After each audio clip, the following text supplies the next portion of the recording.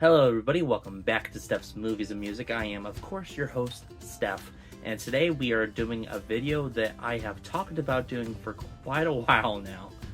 But yeah, now we're finally going to do it. This is all of the limited edition vinyl that I have in my collection at this point. I haven't gotten any newer ones in quite a while, so a lot of these that you're going to see tonight or today, depending on whatever time of day that you're watching this video. A lot of them are going to be older ones that came out like a couple of years ago at least. Also, some of these are going to be signed as well as being limited edition. And the reason why I mention that is because in the future, I'm going to make a video of all the signed albums that I have. Let's just hope that it doesn't actually take me like 5 years to make the video this time. Alright, so these are in no particular order. I really should have alphabetized them.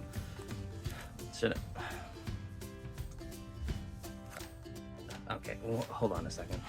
Alright, I'm back. They're all alphabetized now. Sorry about that. I live in a world that everything around me can be a complete and total disaster, but my vinyl and video game collection damn well better be alphabetized. Anyway, we're going to start off with Ace Frehley, 10,000 Volts. This one actually is relatively new. I think it came out 2024, maybe 2023.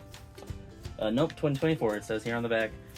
This looks to be a gatefold. A lot of limited editions have a certain amount that they press worldwide before they stop. This one, for example, I think was only like 1,000 or so. I'm not exactly sure, but it's pretty cool looking. You gotta say, that's pretty badass. So yeah, Ace Frehley, the guitarist from Kiss. Alright, Alice Cooper, Detroit Stories. They did an album reveal on this a really long time ago. I think when it came out in 2021. It's a pretty cool shade of red. I really like that color. It goes really well with the really dark protective sleeve and just the overall look of the rest of the album. I think the red goes really nice with it. It's a really nice contrast. Okay, so this is Billie Eilish. When We All Fall Asleep, Where Do We Go? I think this is her first album. I'm pretty sure she put out like an EP or something before this. But this is a really cool album. Creepy album cover. But this is a really cool album. Now, looking at it, you probably just think, yeah, it's cloudy white, which is pretty cool already.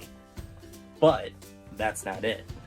It also glows in the dark. So, yeah, this is a really cool one. I don't have one. A lot of these are kind of similar to each other. A lot of them have the same kind of marbling, the same kind of color scheme going on. This one is completely different from the rest of them.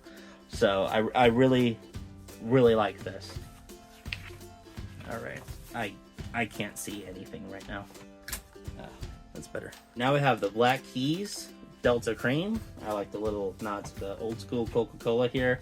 It's not a gatefold album, but there is two LPs in there. Both of them look the same. And at first glance, it's your typical kind of purple, but if you look closely, it's glittery. There's actually like gold dust mixed in there, which is really cool. At first, I thought I got it dirty. I was like, oh my god, did my little sister get glitter on my vinyl? But no, it's not. It's supposed to look like that. So that's pretty cool.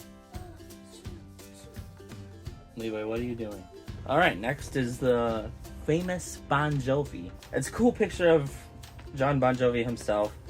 But as far as album artwork goes, it's kind of lame, I just have to say. As far as the way that the actual record itself goes, it's actually very cool looking. So it kind of makes up for that. I like the way that they kind of segmented out. So it's kind of like shimmery gold in the middle. And this is a little bit more matte looking. It's still shimmery, but it's more compressed and neat looking. And then around the edge, it's more shimmery and glittery again, kind of like the middle. So yeah, I really like that. So this is So Happy It Hurts by Bryan Adams. I think that's his newest album so far. This was like 2022, 2023, and it's a gatefold album. Just one LP. There you are. It's a nice, oh my god, why is there hair on it? God damn it, you know what? This came from, alright, my dad and his then girlfriend at the time had 2 cats when I got this. One of them was black. So, wow. Things got a little bit hairy there. Alright, so that's it for the B's. Moving on to C, Cheap Trick, In Another World. I have seen Cheap Trick. They got a few original members. I don't think all of them are original. The drummer is definitely not. And they have a lot of touring musicians with them as well, including Robin Zander's son, Robin Zander Jr., of course, who I've seen with Cheap Trick, and I also seen on his own. He opened up for 10cc when I saw them. Anyway, yeah, this is I think the newest Cheap Trick album. It came out in like 2020, 2021, something like that. And that's what it's called. I like it. I like it a lot. Looks like you're going into hyperspace. It definitely fits the name of the album, so I like this one. Alright, next up is Crowded House, Dreamers Are Waiting, which I'm pretty sure is a callback to their 1986 masterpiece of a song called Don't Dream It's Over. They had, I think, 2 or 3 pretty substantial hits here in the United States. The only one that's really survived over the years is Don't Dream It's Over. They are, well, actually, I think a lot of people say that they're from UK.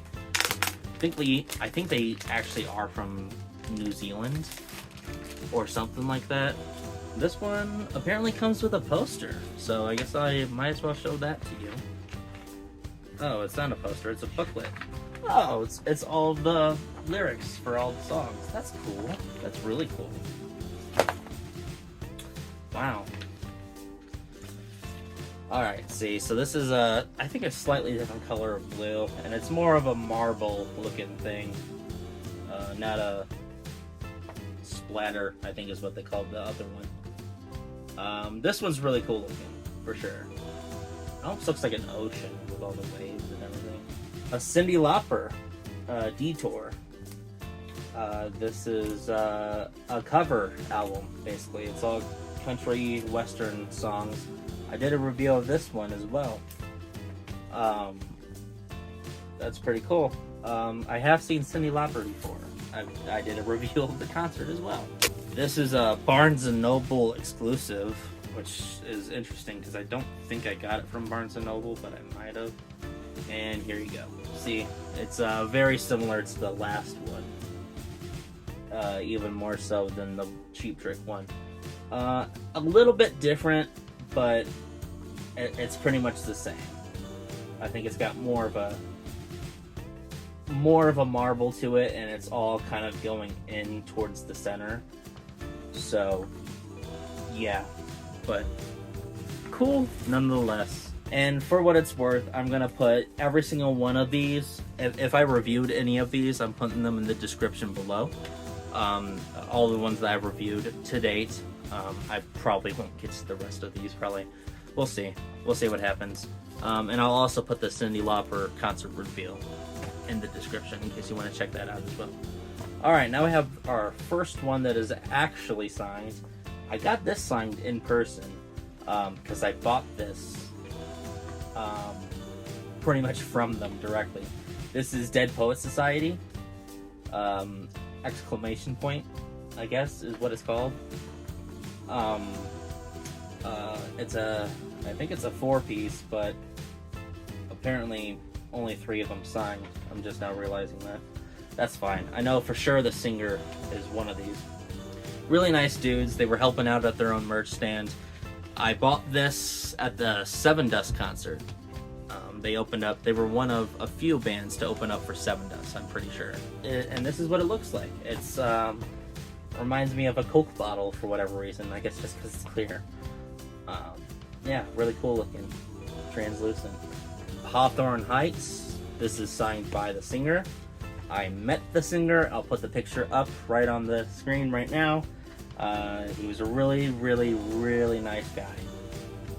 And I bought this from the merch guy, and he was standing right there, so I came up to him and asked him to sign it, and he did. And we gave each other a hug, took that picture, and I told him thank you, and I went on my merry way. This was, once again, Hawthorne Heights, Lost Frequencies. I don't think this is their last album. I think it's the album before that at the time of recording. The album itself looks really cool. I think it's supposed to be Seafoam something. Seafoam Green, I think. Or maybe Seafoam Turquoise. I don't know. I don't know what color this is. For those of you that were around in the 50s, they made the album kind of look... They kind of made the album look like it's from the 50s or even into the 60s. They don't look like this anymore. It even kind of feels like it too. It's like papery, kind of. So that's really cool. This is a really cool looking one, even though I'm not a huge fan of the band. But it's a really cool looking album. So there's that. Yeah, very, very red. That's cool. Kind of a red marble. I think that's what it's called. Is red marbled limited edition. Once again, very nice contrast to the dark look of the rest of the album. Mammoth WVH, ordered this online before I ever saw them.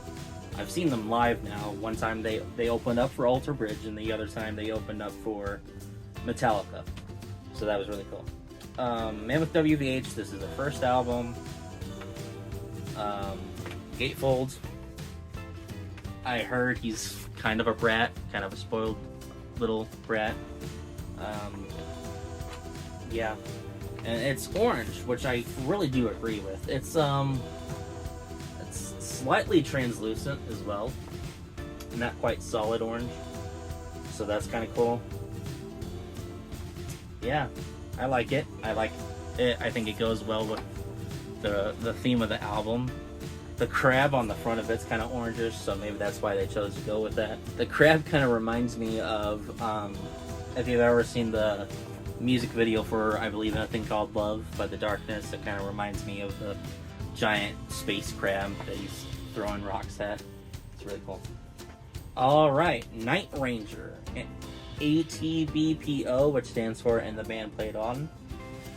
Don't know why they didn't just call it that instead of making things difficult, but whatever. Gatefold album, all the lyrics and everything. Very glossy looking. It's not actually scratched up, that's just how it's made to look. And there you go, it's like neon yellow. Really interesting. Not translucent, it is solid. So, there you go. Pretty interesting. And The Offspring, Let the Bad Times Roll. I've seen them before too. They were really good. Okay, so another one of these, except for it's not translucent, it's completely solid, it's not marbled, it's just flat blue. Whatever, still looks nice. I'm pretty sure this was like $30, and so I was like, it, might as well get it, you know, doesn't really matter. The rest of the album looks really cool, though. I do like the rest of the way that it looks like, especially this. I've spent like at least a half an hour just staring into this album before, just looking at all of it. Really, it's just a lot to look at. Now we got Ozzy Osbourne. This is on 140 gram black, white, and gray marbled vinyl. I forget, I think this was loaned to like maybe 1,000, maybe 1,500.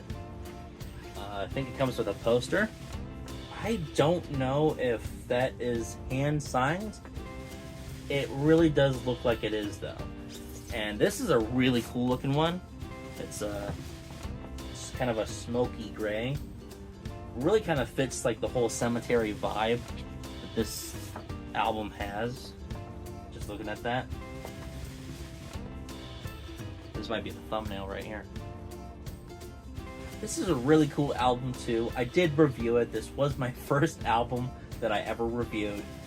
And I'm not really proud of it. I didn't really have that much of a format for these album reviews yet.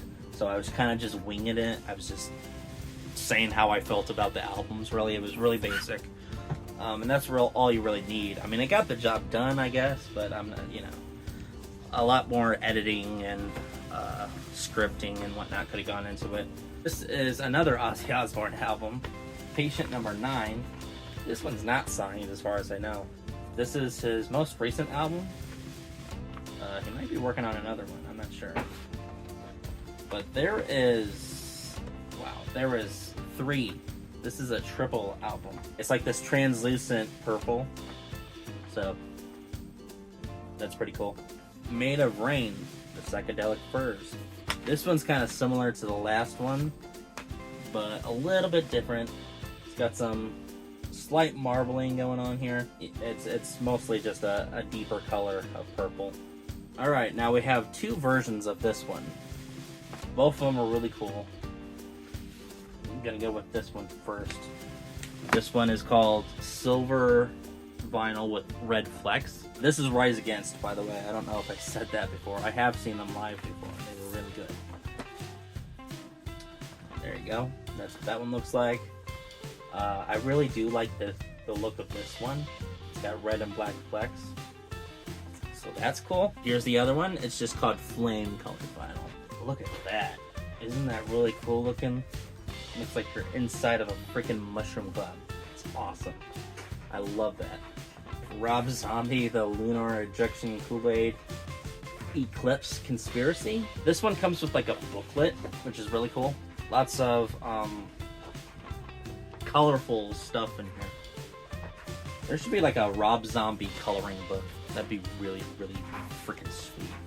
Alright, and the color of it is just as nuts as the rest of the album. So there you go. There's that. I'm pretty sure this one only had like 400 or 500, maybe even less, of them pressed worldwide. So that's pretty cool. I distinctly remember I worked at McDonald's at the time, unfortunately, and I was on my break, and that's when I ordered this album. I don't know why I remember doing it, but that's it. Shine Down, The Sound of Silence, or no, I'm sorry, The Sound of Madness. My bad. I get those mixed up. This was a gift, I think a Christmas gift, or maybe it was my birthday, I don't know, from my dad. So, thank you, Dad. It looks like a kindergartner's painting project gone wrong, I guess. I don't know. Pretty cool. I like it. It's very abstract, you know?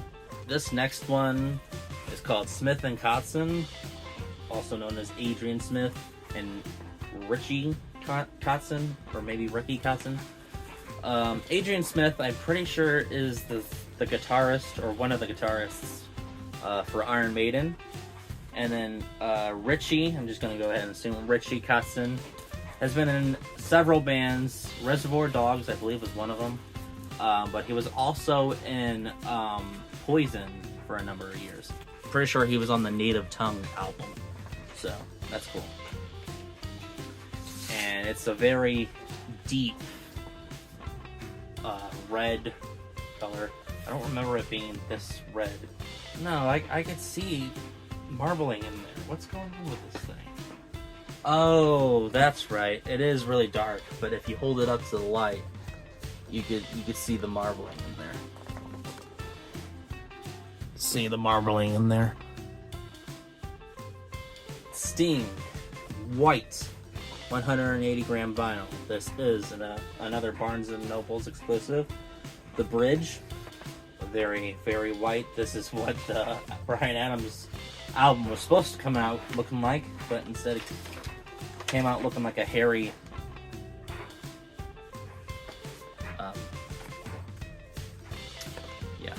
Switchfoot. Here's another signed one.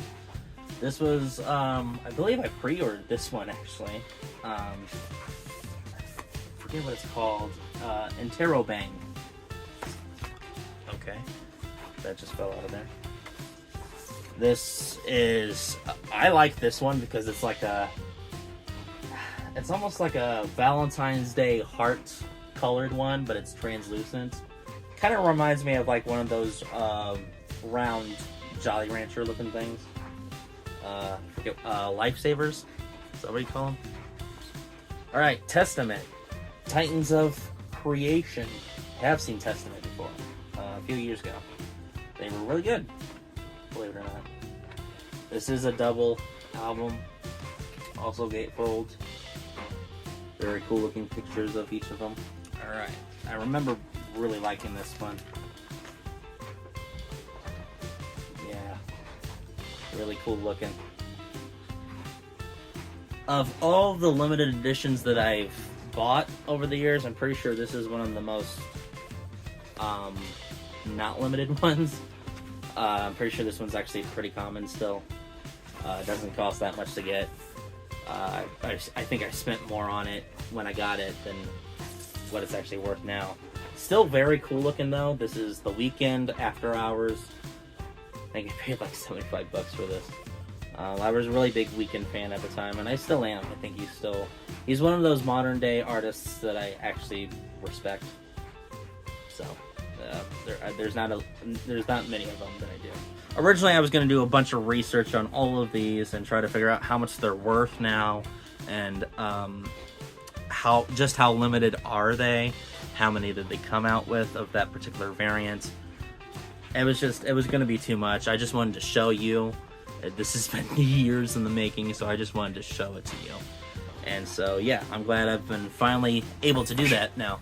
And don't forget to check out all the album reviews and the concert review down below. Please do. Thank you so much for watching. One more thing. I'm so sorry, I forgot this one. This is Smashing Pumpkins, Sire, C-Y-R, that's how it's spelled. I guess it's Sire. Kyre, I don't know. It's a trifold album. Actually, no, it's not. I lied.